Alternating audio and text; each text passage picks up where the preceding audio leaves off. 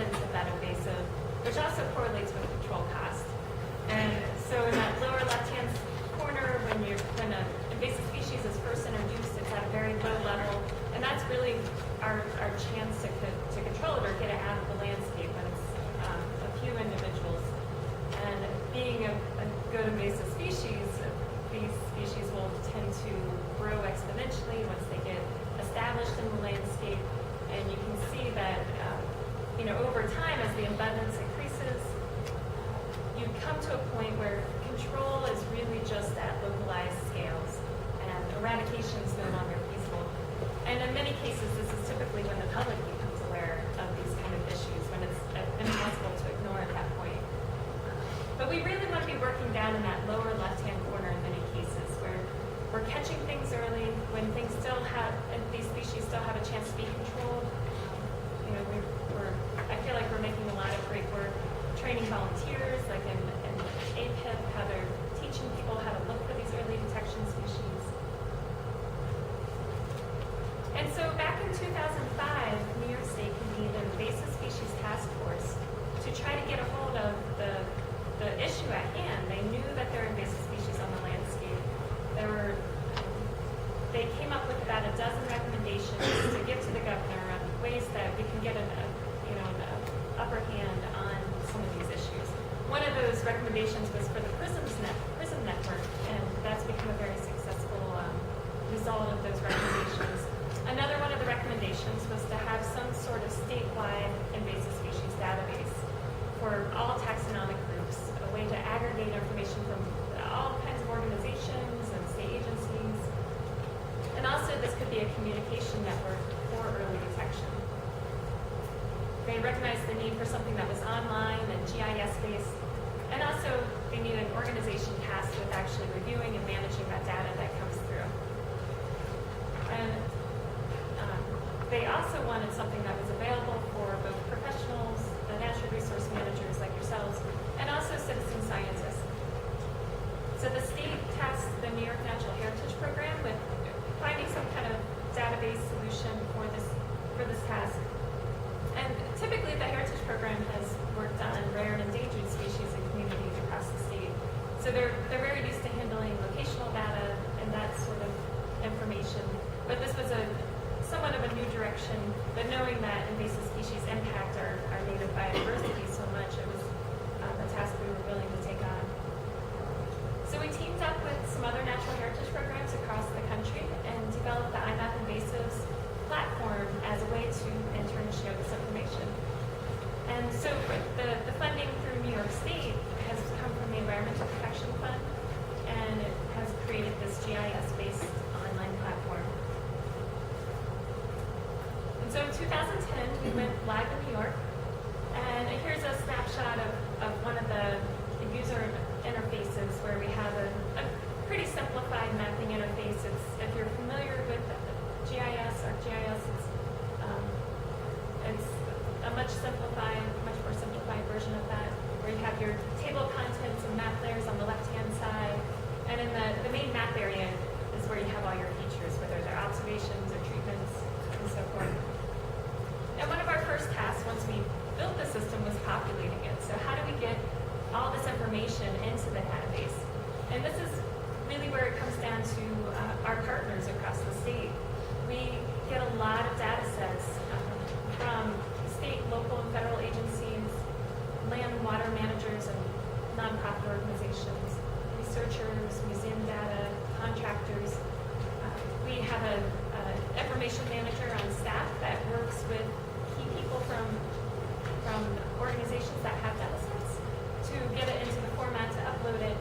And it's a way to get all this information accessible to the public that might have otherwise been sitting in a specific database that's not easily accessible outside of, say, agency boundaries. And of course, another really important way to get information into the system is directly entering it online. And so we have a team of people who have been trained across the state to enter data, and there's a very simplified way of entering the data points where you have essentially a who, what, where, when that you can step through and enter this. So it's simple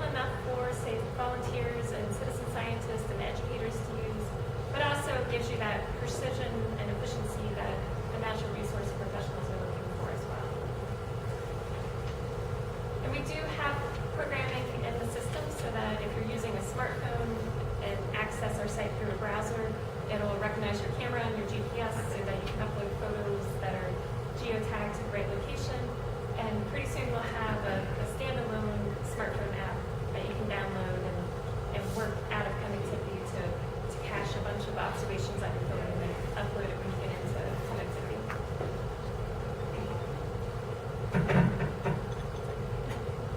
So to date, we've accumulated about 100,000 observations, and you can see much of these come from those bulk uploads from partner organizations. It's still a good chunk of about 15,000 records that have been entered by our trained users on the ground. And since we launched it in 2010, we've been training folks to enter data. So we have about 2,000 people who have data entry status within the database. And it's this great network of people who are trained to look for invasive species. They understand what the problems are, and they know how to communicate findings when they run across them. And so that communication part is really key. If somebody puts something really important into the database and it just sits there, it doesn't do us any good. So we programmed in an early detection email alert system, and it's a two-tier system where we break it down by what the species is and where it is. So things that are regulated or what we consider high priority will first be sent off automatically to state authorities that have signed up for those email alerts. So, if hydrilla goes into the system, then Scott Fishball automatically gets an email alert. Aquatic animals, Phil and some of his staff get email alerts.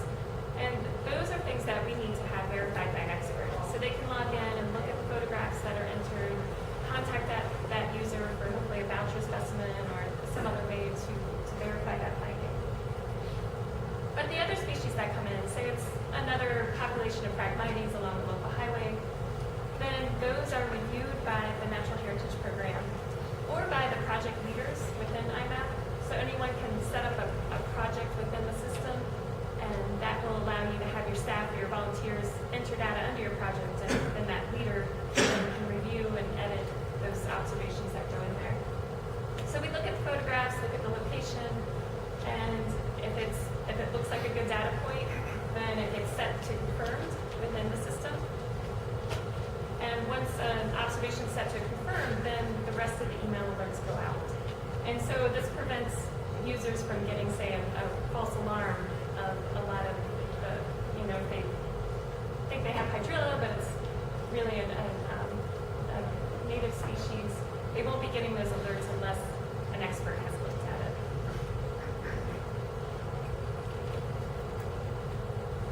And so far I've just talked about observations. We have these, programming-wise, it's a pretty simple point on the map. But really, people want to know a lot more information about infestations, and beyond that, what people are doing about these infestations. So there's advanced data types within the system that use polygons as opposed to points. And these are the assessments that will delineate the footprint of the infestation. So say you have half an acre, or it could just be 2 square meters. The size of that infestation certainly dictates how much of a response effort you have for it. Surveys are a way to record your search effort. So you can mark out with a polygon on the map where you actually looked for these infestations and whether or not you found it, which can give you that really valuable absence data that can help with analyzing where the invasive species are and where they aren't. The treatment information is pretty straightforward. You can delineate the area on the map that you treated, and then there's a lot of associated data fields that you can put in some detailed methods if your project needs that type of documentation. So you can select what treatment type you have, whether it's chemical or barrier, biocontrol agent, and from there you have additional questions that get into the nitty-gritty details of that treatment. And infestation management is a way to tie all those different data types together for a high priority infestation. So if you really want to put together all the surveys and treatments and observations that you have, and it also provides a way to track something over time and put the status of that infestation. So if you think you got to a point where it's presumed eliminated, which is our goal for a lot of these early detection species, then that actually changes the symbology on the map and shows that there's some progress within the state. And here's an example from the lake surveys that, the lake monitoring surveys that Aaron just talked about. Those blue shapes that you see on the map are outlining some of the water bodies within the Adirondack Park. And volunteers go out and they survey those areas with the species that APIP has trained them. And then they can fill in the associated record that gives all the details about who surveyed and when they surveyed, what methods they used, and also what species they were looking for and whether or not they found each of those species. So a lot of detailed information can go in there. And then you can query on that information as well. So if you wanted to get a list of all the lakes where hydrilla has been searched for but has not been found, this is a way to do that.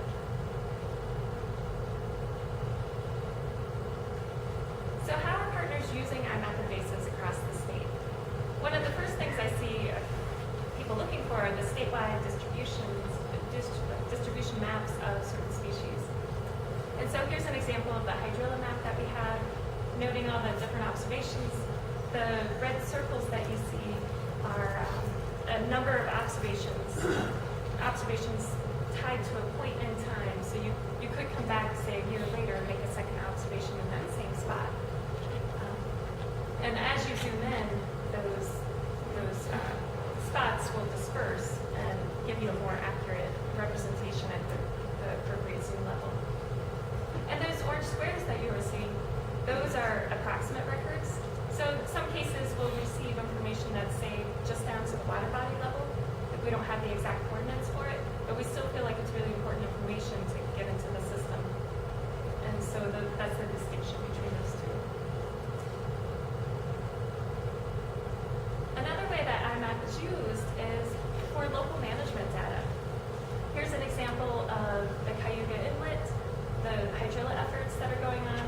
So the red observation points that you're seeing are hydrilla finds that they've had, and then those green polygons are the treatment records, showing the areas where it has been treated, and then those yellow spots that you're seeing are the assessments. So it gives a lot more detail about each of those individual observations and the actual infestation size.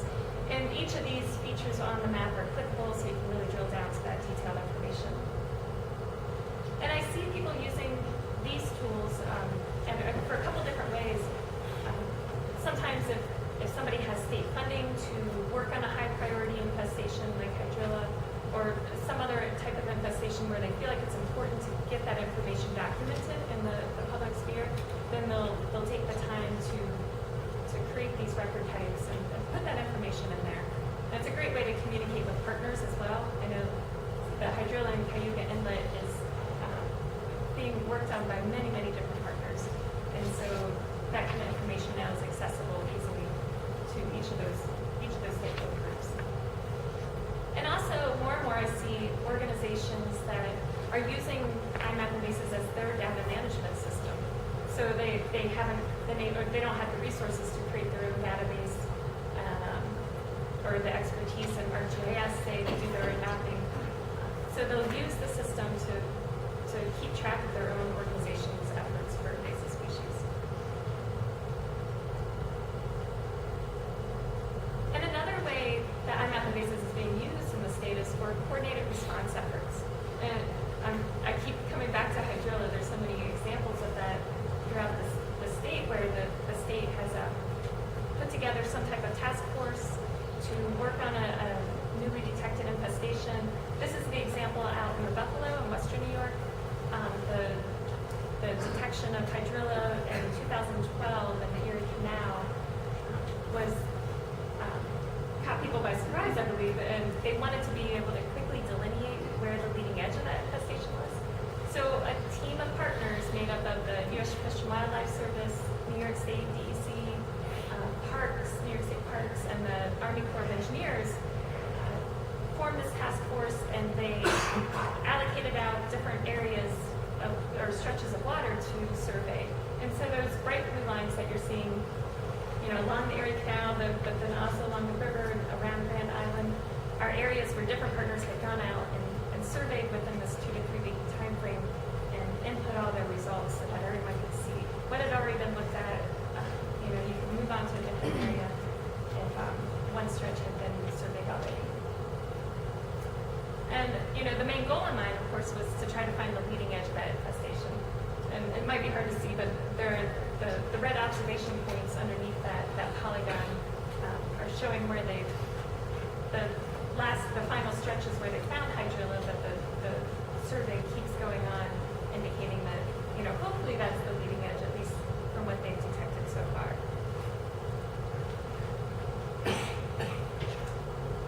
And so of all the observation points that we've aggregated so far within the database, there is a strong bias towards terrestrial plants and animals, but still quite a bit of information on aquatic organisms. So about 41 species of aquatic animals, 23 species of aquatic plants. And we get this data from lots of different partners, especially DEC.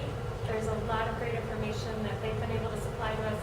We just recently completed an update from the statewide fisheries database of observations of invasive species from their database, and pulled those out to put into the invasive species database.